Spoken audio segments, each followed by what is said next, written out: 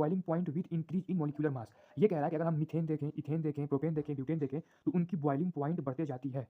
क्यों? क्योंकि जो वान डेर वाल फोर्स होते हैं वो मॉलिक्यूलर साइज या सरफेस एरिया ऑफ मॉलिक्यूल के डायरेक्टली प्रोपोर्शनल होते हैं। यानी कि मॉलिक्यूलर साइज बढ़ता है तो वान डेर वाल फोर्स बढ़ता है, और वान डेर वाल फोर्सेस बढ़ता है तो बॉइलिंग पॉइंट भी जैसे जैसे मॉलिक्यूलर मास बढ़ेगा वैसे वैसे बढ़ते जाएगा।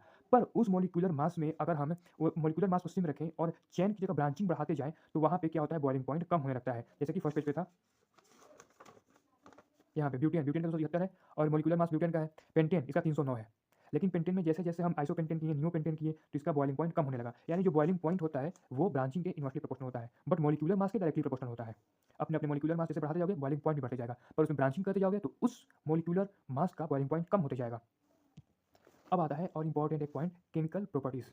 ठीक है, अब यहाँ पर लिखा हुआ है क्या, अंडर सर्टेन कंडीशन। ऐसा क्यों?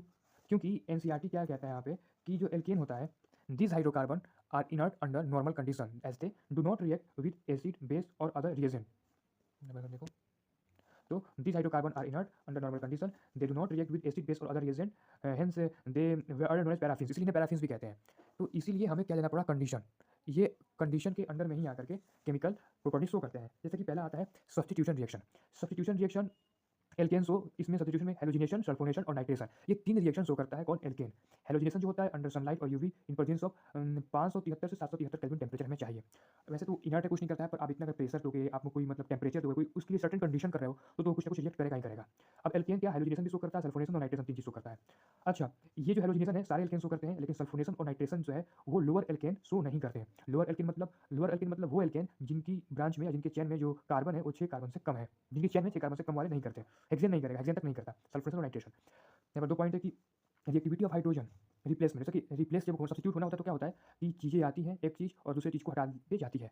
तो सब्स्टिट्यूशन में 3 डिग्री हाइड्रोजन, 2 डिग्री हाइड्रोजन और 1 डिग्री हाइड्रोजन, इसका रिएक्टिविटी कुछ ये है। और रिएक्टिविटी ऑफ हाइड्रोजन की बात करें तो F2 Cl2 Br2 I2, F2 का सबसे ज़्यादा होता है, I2 का सबसे कम होता है।